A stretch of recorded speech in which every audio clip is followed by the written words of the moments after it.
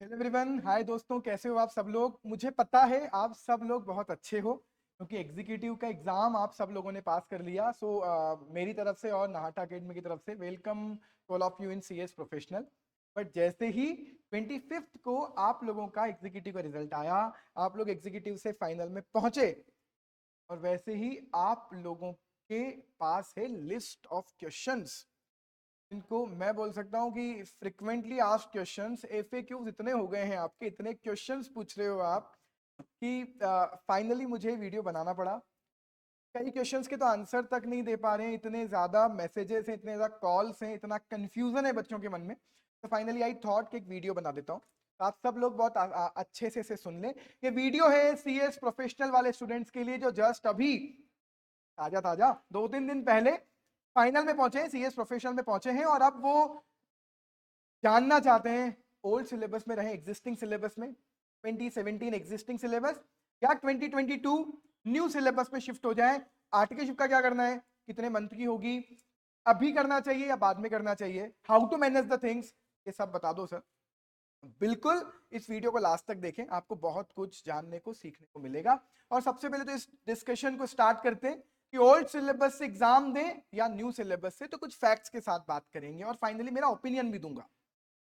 ठीक है, चलिए। तो सबसे पहले ना मैं आपको एग्जिस्टिंग सिलेबस से अवेयर करवा देता हूं कि एग्जिस्टिंग सिलेबस क्या है। एग्जिस्टिंग सिलेबस में ग्रुप है 3 और सब्जेक्ट है 9। पहला सब्जेक्ट है governance, risk management, compliance and ethics. ये पहला सब्जेक्ट है ओल्ड सिलेबस में 100 मार्क्स का। मैंने ब्रेकअप नहीं की कि कौन सा सब्जेक्ट कितने, मतलब इसमें एक ये वाला पार्ट कितने का, ये वाला पार्ट कितने का, वो तो सब अवेलेबल है आप लोगों को। तो एक तरह से बहुत थ्योरेटिकल सब्जेक्ट, बहुत नॉर्मली तो हम इसे एथिक्स कहते हैं। Second subject tax that include ET and IDT. Third one is drafting, appearance and pleadings. ये है group 1, 300 marks, 3 subjects, passing marks 150। Group 2 secretarial audit, compliance management, due diligence, short में हम इसे कहते हैं डीडी। नेक्स्ट सब्जेक्ट ग्रुप 2 में corporate restructuring, insolvency, liquidation, winding up. Interesting subject है और ये कोर सब्जेक्ट है प्रोफेशनल का, जो अभी भी आगे भी रहेगा, न्यू में भी हमेशा रहेगा सीएस में ये। Third subject group 2 resolution of corporate disputes और रेमेडी क्या है उन चीजों की। फिर कॉर्पोरेट डिस्प्यूट्स हो जाए, मैनेजमेंट झगड़ रहा है, सीईओ झगड़ रहा है आपस में, एमडी को प्रॉब्लम हो गई है, क्या करेंगे। तो ऐसी सिचुएशन में कैसे डिस्प्यूट्स रिजॉल्व करते हैं, ये एक सब्जेक्ट लाया गया था नया, बट बहुत ज्यादा इसे रिस्पॉन्स नहीं मिला शायद, या इंस्टीट्यूट को लगा इसे हटा देना चाहिए, नए सिलेबस में इसे भी हटा दिया है। तो resolution of corporate dispute group 2 का third subject. Next group 3 corporate funding and listing, पहला subject. Group 3 second subject multi disciplinary case study, अलग अलग डिसिप्लिन की केस स्टडीज होती थी यहां पर। और तीसरा सब्जेक्ट इलेक्टिव, जहां आपको कुछ इलेक्टिव सब्जेक्ट में से एक चुनना था, ओपन बुक इसका एग्जाम होता है। 9 सब्जेक्ट्स, डेफिनेटली बर्डन है। 3 ग्रुप, 9 सब्जेक्ट, ये अभी का सिलेबस है, एग्जिस्टिंग सिलेबस। अब न्यू सिलेबस पर आते, थोड़ा सा सॉर्टेड, सॉर्टेड भी है, कंटेंट भी कम है, मतलब सब्जेक्ट्स भी कम है, 9 की जगह 7। पहला इनपुट, पहला मेरा डिसीजन लेने का फैक्टर, न्यू में शिफ्ट होने का पहला रीजन, नंबर ऑफ सब्जेक्ट्स बहुत कम है। 7 सब्जेक्ट, यार बहुत कम क्या, 2 सब्जेक्ट फाइनल से कम हो जाए कितनी बड़ी बात है। और वो कम क्या हुए, गायब, कॉर्पोरेट डिस्प्यूट गायब, कुछ और नई चीजें आई हैं। बहुत सारे चेंजेस हुए हैं प्रोफेशनल में और सब अच्छे चेंजेस हैं। आईसीएसआई ने बहुत अच्छे से इस बार प्रोफेशनल का सिलेबस बनाया है।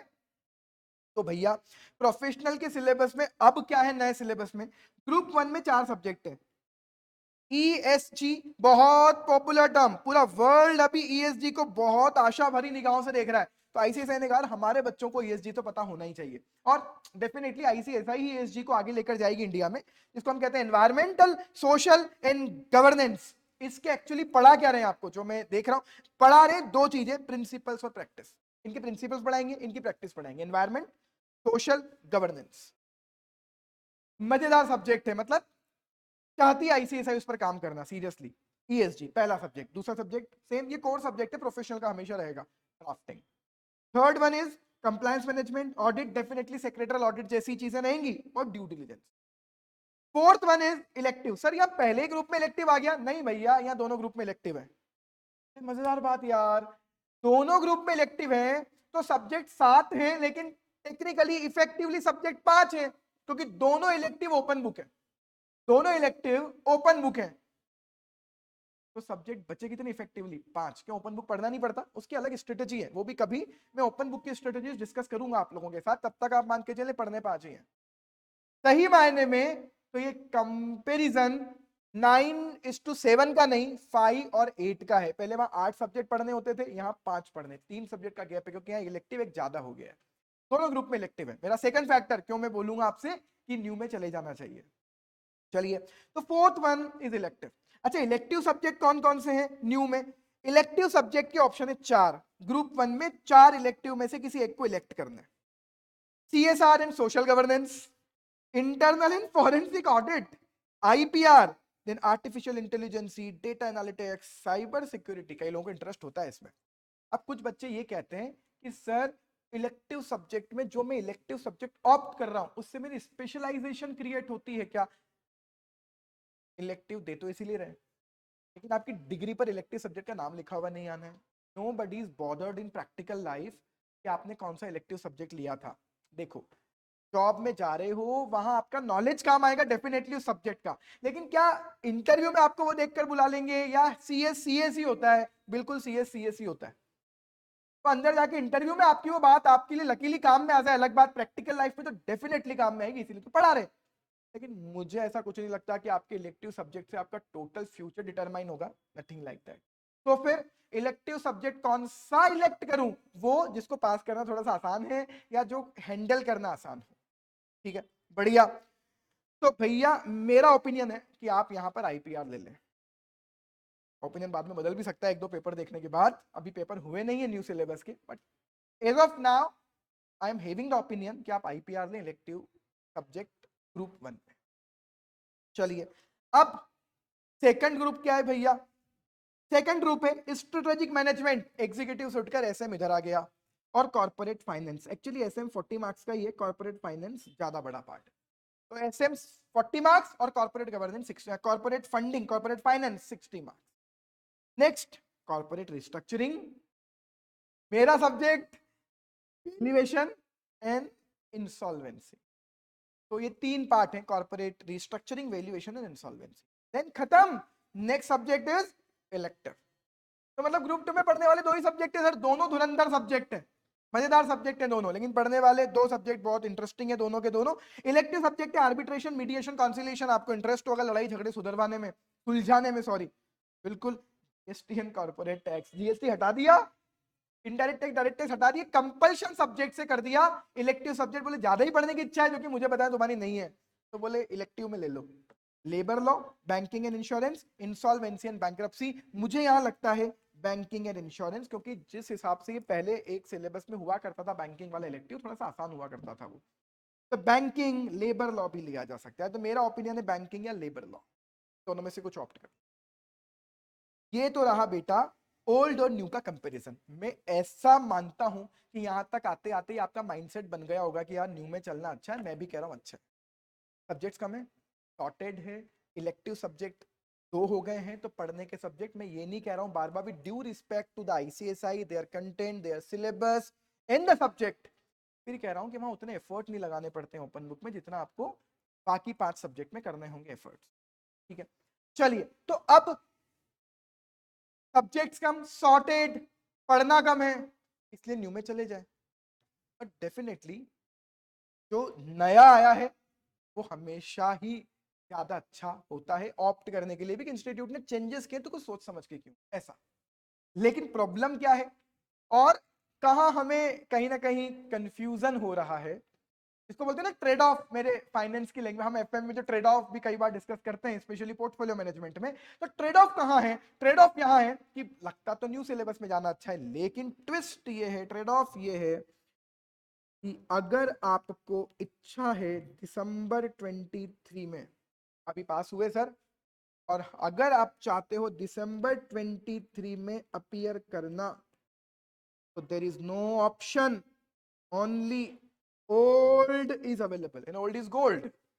For December 23 old is the only option. दिसंबर 23 में एग्जाम देना है, ओल्ड से ही देना पड़ेगा। तो सर न्यू एप्लीकेबल कब से? सर दिसंबर में तो एग्जाम है, एग्जीक्यूटिव में दिसंबर में न्यू आ गया है। प्रोफेशनल का पहला न्यू सिलेबस का एग्जाम जून 24 में होगा। जून 24 वालों के पास भले ही ऑप्शन है कि ओल्ड में जाए या न्यू, लेकिन अच्छा मतलब ओल्ड कंटिन्यू चलेगा, दिसंबर 24 तक ओल्ड कंटिन्यू चलेगा। मतलब आपके पास 3 अटेम्प्ट है, दिसंबर 23, जून 24, दिसंबर 20। ट्रेड ऑफ क्या है? ट्रेड ऑफ है 6 मंथ। इसलिए कुछ लोग कह रहे हैं नहीं 6 महीने थोड़ी वेस्ट करेंगे, ये हो गया वो हो गया। मैं कह रहा हूं कोई वेस्टेज नहीं। क्यों नहीं है यार सर, क्या क्या नई चीजें लाते हो आप, जानते हो मैं नई चीजें लाता हूं। जस्ट इमेजिन, और इमेजिन क्या करनी है वो, क्या 21 मंथ की आपकी प्रैक्टिकल ट्रेनिंग, आर्टिकलशिप आपकी लैंग्वेज में। तो बेटा 21 मंथ की तो वैसे ही ट्रेनिंग करनी ही है आपको। 21 महीने में आप ओल्ड से जाओ न्यू से जाओ, पास हो ही जाओगे, तो सीएस की डिग्री आपके आज से 21 महीने बाद ही आनी है।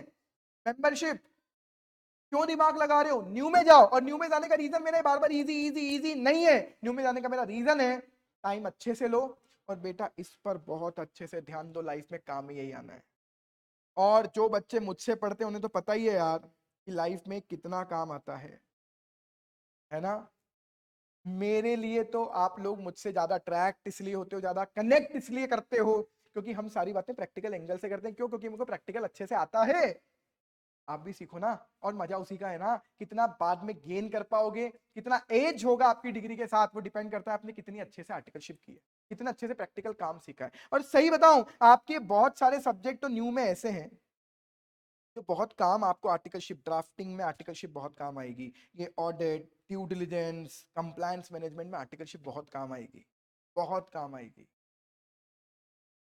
और अगर अमलगमेशन मर्जर के काम देख लिया आपने अपने ऑफिस में, कोई आईबीसी का केस देख लिया, तो इस सब्जेक्ट में कितना काम आना है आर्टिकलशिप। और ना आए सब्जेक्ट में काम, लाइफ में तो वही काम आना है। इसलिए सबसे पहला फोकस किस पर? आर्टिकलशिप पर। बिल्ली अगर मेरी एडवाइस मानना चाहते हो, focus on your practical training. मैं आपसे पहले ही कह चुका कि एग्जीक्यूटिव पास कर लिया ना आपने, हाथ ही निकल गया, पूंछ बची है। बिल्कुल दावे के साथ कह रहा हूं, प्रोफेशनल एग्जीक्यूटिव के कंपैरिजन में ज्यादा आसान है। हलवा तो नहीं फाइनल है वो, लेकिन यस आप कर लोगे, मैनेजेबल है। जितना एग्जीक्यूटिव में पढ़े हो ना उतना पढ़ लेना, प्रोफेशनल निकल जाएगा। राइटिंग स्किल्स बहुत अच्छी रखना बस। वो कैसे आएंगी? प्रैक्टिकल ट्रेनिंग से, उसमें भी बहुत हेल्प मिलेगी। कैसे लैंग्वेज लिखते हैं, वो बहुत हेल्प करेगा आपकी। इसीलिए मेरी एडवाइस है, अभी से सबसे पहले क्या ढूंढो? सुकून मत ढूंढो, ट्रेनिंग ढूंढो, आर्टिकलशिप ढूंढो अच्छी फॉर्म में। अब फॉर्म में करें कंपनी में करें, डिपेंड करता है आपका ऑब्जेक्टिव क्या है। उसी कंपनी में लगकर सर कॉर्पोरेट सेक्टर में जाना है, चले जाओ कंपनी में। लेकिन अगर आपको सारे काम सीखने हैं, बेटर है आप किसी फॉर्म में जाओ, वहां वेराइटीज ऑफ वर्क ज्यादा होता है, डायनेमिक्स बहुत सीखने को मिलते हैं। चलिए ये भी एक डाउट का आंसर हो गया। तो मेरा अभी आपको सजेशन ये है, सबसे पहले तो ईडीपी ढूंढो किसी भी आपके नियरेस्ट चैप्टर पर, या जहां से भी आप करना चाहते हैं। इंदौर में रेगुलर ईडीपी हो रही है, बिल्कुल कर ले इंदौर आकर, ईडीपी करें। और ईडीपी के जस्ट बाद क्या ज्वाइन करें? आर्टिकलशिप। परेशान मत हो ना, ईडीपी की तो डेट निकल गई, यहां तो ईडीपी खत्म हो गई, हो रही है ना रेगुलर। कुछ बच्चों का ये भी डाउट, ईडीपी नहीं होगी तब तक आर्टिकलशिप स्टार्ट नहीं होगी, ऑफिशियली नहीं होगी। ऑफिस में जाना तो स्टार्ट करो, ढूंढना तो स्टार्ट करो, मिल जाए फिर बॉस को बोल देना वहां की सर अभी ईडीपी बाकी है, रजिस्ट्रेशन उसके बाद में करवा लेना। कम ऑन यार, आप लोग दूसरे का कंप्लायंस मैनेज करोगे, खुद का तो कर लो, राइट। स्टार्ट करो ढूंढना जब ईडीपी का टाइम मिले, मतलब yes with in 1 month, 1.5 month, 2 month EDP complete करो। कोई सी भी बैच में आपको रजिस्ट्रेशन मिल ही जाएगा, आगे वाली बैचेस में ईडीपी कर लो। तब तक आर्टिकलशिप ढूंढ लो, आर्टिकलशिप ज्वाइन कर लो। अब सर आपने 2 डिसीजन दे दिए सर, एक तो आर्टिकलशिप करनी है, डमी मत करना आर्टिकलशिप, और अभी से स्टार्ट करना, बहुत मजा आएगा प्रोफेशनल में आर्टिकलशिप अच्छे से करोगे तो। आर्टिकलशिप करो, और अभी आर्टिकलशिप के साथ फाइनल कर लो कि हमें एग्जाम तो न्यू सिलेबस से ही देना है, कोई फर्क नहीं पड़ रहा। ऑलरेडी बहुत लेट हैं, बहुत डिप्रेस्ड हैं कि सर डिग्री चाहिए यार पहले, वो कर लें फिर ओल्ड सिलेबस से दिसंबर 23 में एग्जाम। बट जो अभी अभी पास हुए हैं बिल्कुल ताजा ताजा अच्छे से पास हुए एग्जीक्यूटिव में, कोई लोड नहीं है ऐसा। वैसे भी 20 साल में क्या करोगे सीएस बनकर, 21 साल में मेंबरशिप मिलती है। ऐसे में आपको भड़का नहीं रहा हूँ, बट ऐसा बोल रहा हूँ कि यार प्रैक्टिकल चीजें अच्छे से सीखोगे ना तो बहुत मजा आएगा। और जून 24 कोई दूर नहीं है, 6 महीने का गैप है। चलिए, तो दो चीजें डिसाइड हो गई, न्यू सिलेबस से एग्जाम देना, ट्रेनिंग अच्छी जगह से ज्वाइन कर देनी है आपको। अब सर ट्रेनिंग के साथ पढ़ाई कैसे करेंगे, मैं आपको उसका भी सॉल्यूशन बता रहा हूँ। आप अभी, हम फेब्रुवरी तो छोड़ ही देते हैं, किसी ने ज्वाइन नहीं किया होगा फेब्रुवरी, आज 1 मार्च है जब मैं रिकॉर्डिंग कर रहा हूं, हम तो मानते हैं मार्च में ट्रेनिंग ज्वाइन कर देते हो। मार्च से लेकर अगस्त, अराउंड अराउंड अराउंड क्या 6 महीने आप अच्छे से ट्रेनिंग पर ध्यान दो, केवल काम सीखो उस पर ध्यान दो। अगस्त के बाद हम लोग प्रोफेशनल की न्यू सिलेबस की नाटा अकेडमी पर दोनों ग्रुप्स की पूरी क्लासेस स्टार्ट करेंगे। उसमें भी मैं आपको उस समय गाइड कर दूंगा कि साथ में से कौन कौन से सब्जेक्ट, क्योंकि क्लास ही आपको नहीं करनी है, वो खुद ही कर लोगे। मैं तो एग्जीक्यूटिव में बोलता हूँ आपको कि मुझसे एसएल, एफएम, इवन अब तो एसबीसी अच्छे से पढ़ लो, प्रोफेशन में बहुत काम आएंगे, 1-2 सब्जेक्ट की क्लास नहीं करनी पड़ेगी। बोलता भी हूँ, वापस याद दिला रहा हूँ कि देखना आपको मेरी बहुत याद आएगी, एसएल की क्लासेस बहुत याद आएंगी, जब आप सीआर में टेक ओवर पढ़ोगे तब ऐसा होता है, बहुत याद आएगा। आईसीडीआर जब जब आएगा आपको रिकॉल होगा कि यार बंदे ने अच्छे से पढ़ाया था, बिलीव मी ऐसा होगा। चलिए, और जब जब ऐसा हो तो दुआओं में याद रखना। चलिए, तो न्यू सिलेबस की क्लासेस ना हम स्टार्ट कर देंगे अगस्त के बाद, बिल्कुल अगस्त एंड तक हम क्लासेस स्टार्ट कर देंगे। तब तक आप 6 महीने तबियत से पढ़ाई करो, तबियत से ट्रेनिंग में काम सीखो। प्लान क्या है हमारा, अगस्त से क्लासेस स्टार्ट करके आप एक एक बार में एक एक ग्रुप भी करोगे ना, अगर लाइक सब्जेक्ट मान के चलो 4 से 5 सब्जेक्ट की क्लासेस करनी है, तो यार जैसे लाइक ग्रुप 1 की 2 या 3 क्लास, ग्रुप 2 की 2 क्लास, तो अराउंड अराउंड अगस्त से स्टार्ट भी करोगे ना बेटा, तो हम फेब्रवरी तक ये क्लासेस खत्म कर देंगे। अब आप बताओ, दोनों हाथों में लड्डू हैं आपके, ट्रेनिंग भी हो गई, कोर्स भी कंप्लीट हो गया, फेब्रवरी या मार्च मान लो, चलो एक बार बैच लेट स्टार्ट किया आपने, नहीं हैंडल हुआ, मार्च में स्टार्ट किया। क्लासेस कैसी लगेंगी वो उस समय डिसाइड कर लेंगे। लाइक जो बच्चे ट्रेनिंग के टाइम, मतलब आपकी ट्रेनिंग के टाइम पर क्लासेस नहीं लगेंगी, मॉर्निंग और इवनिंग। और जिनको नहीं करना है वो फिर रिकॉर्डेड लेक्चर्स ले लें, उसी दिन ऐप पर ले लें या पेन ड्राइव ले लें, वो तो हम सारे ऑप्शन हम अवेलेबल करवाएंगे। तो ग्रुप 1 ग्रुप 2 के आप जो भी सब्जेक्ट ज्वाइन करें, मेरा ऐसा मानना है फेब्रवरी से मार्च के अंदर अंदर खत्म करवा देंगे आपका सिलेबस। के बाद आप पढ़ो बढ़िया अच्छे से और एग्जाम दे दो। मैं तो उनके लिए बात कर रहा हूँ जो बोथ ग्रुप देना चाहते हैं जून में, सिंगल देना है तब तो कोई बात ही नहीं, बट मैं तो कह रहा हूँ बोथ ही देंगे हम। जब पढ़ने ही 4-5 सब्जेक्ट है, क्लास ही उनकी करनी है इफेक्टिवली, तो बिल्कुल बोथ ग्रुप दे और पास होंगे यार, कोई बड़ी बात नहीं है एग्जीक्यूटिव के बाद फाइनल निकालना, प्लान्ड करके करोगे तो अब कुछ बच्चों को ये भी डाउट आता है कि सर कौन सी सीटी से करें, क्या करें। बेटा कोई से सीटी आपको जहां सीटी कंफर्टेबल लगती है, जहां एक्सपोजर आपके हिसाब से लगता है, देखो ये सब सब्जेक्टिव चीज है, हर पर्सन टू पर्सन चेंज आती है। ऑलराइट, बस यार ट्रेनिंग करो, अच्छे से करो, मन लगाकर ट्रेनिंग करो। हम अगस्त में क्लास स्टार्ट कर देंगे, अगस्त में क्लास स्टार्ट करते ही आपकी ट्रेनिंग भी चलती रहेगी, क्लासेस भी चलती रहेंगी, पढ़ाई भी चलती रहेगी, और मजा आएगा कि सीख भी रहे हैं और ये प्रैक्टिकली चल भी रहा है और ये थ्योरेटिकली पढ़ा भी रहे हैं लोग हमें। तो कोई डरने की जरूरत नहीं है, बिल्कुल कूल माइंड सेट से डिसीजन लो। जून में एग्जाम देना है, जून 24 में, न्यू सिलेबस। रिजल्ट कितना आएगा, कम आएगा, अच्छा है एक और चीज, कुछ बच्चे कह रहे हैं अभी से क्लास स्टार्ट कर दो सर, कर लो, अभी मॉड्यूल ही नहीं है। कुछ लोग कह रहे हैं किसी ने स्टार्ट कर दिया, ये कर दिया, वो कर दिया, एग्जीक्यूटिव तक ये सब चलता है, प्रोफेशनल में वो कहाँ क्या चेंज कर देंगे, और क्या जल्दी है, क्या जल्दी है। लेट द मॉड्यूल कम, उसके बाद ही आप डिसाइड करें, दिमाग मत लगाओ। मेरी तो अभी एडवाइस यही कि अभी तो मॉड्यूल ही नहीं है। मॉड्यूल कब आएंगे सर, भैया न्यू सिलेबस के रजिस्ट्रेशन अगस्त से स्टार्ट होंगे, न्यू सिलेबस के रजिस्ट्रेशन अगस्त से स्टार्ट होंगे, है ना। तो अगस्त तक ही मॉड्यूल आएंगे जैसा मुझे लगता है, जहां तक आईसीएसआई के सोर्सेस से हमें पता लगता है, अगस्त में ही मॉड्यूल आएंगे, अगस्त से ही रजिस्ट्रेशन स्टार्ट होंगे। मॉड्यूल सॉफ्ट कॉपी में भी आ जाएंगे एक बार हमारे सामने, तो हम बिल्कुल पढ़ाना स्टार्ट कर देंगे। पर मॉड्यूल आ जाए उसके बाद ही पढ़ें, जल्दबाजी मत करो, एक ही काम पर फोकस रखो, अभी काम सीखना है। बहुत मिन्नतों के बाद आप एग्जीक्यूटिव में बहुत मेहनत करके आप फाइनल में पहुंचे हो। एंजॉय योर जर्नी, प्रैक्टिकल काम सीखो, बहुत मजा आएगा। और न्यू सिलेबस की टेंशन हम पर छोड़ दो, अगस्त से क्लास स्टार्ट करेंगे, फेब्रवरी मार्च तक खत्म। It's all from my and. बाकी आप जानते हैं कि देखो आपने समझ ही लिया कि प्रोफेशनल की जर्नी आसान तो नहीं होने वाली इतनी, है ना? क्योंकि समय के साथ-साथ मेरा जो फेवरेट डायलॉग, समय के साथ-साथ जीवन आसान नहीं होता, हम थोड़े से स्ट्रांग होते जाते हैं और नहीं हो तो होते जाओ, स्ट्रांग बनो और माइंडसेट मैच्योर करो अपना और बिल्कुल लड़ने के लिए रेडी रहो। All the best for your professional journey from my side and from the side of Nahata academy. All the very best. Thank you so much.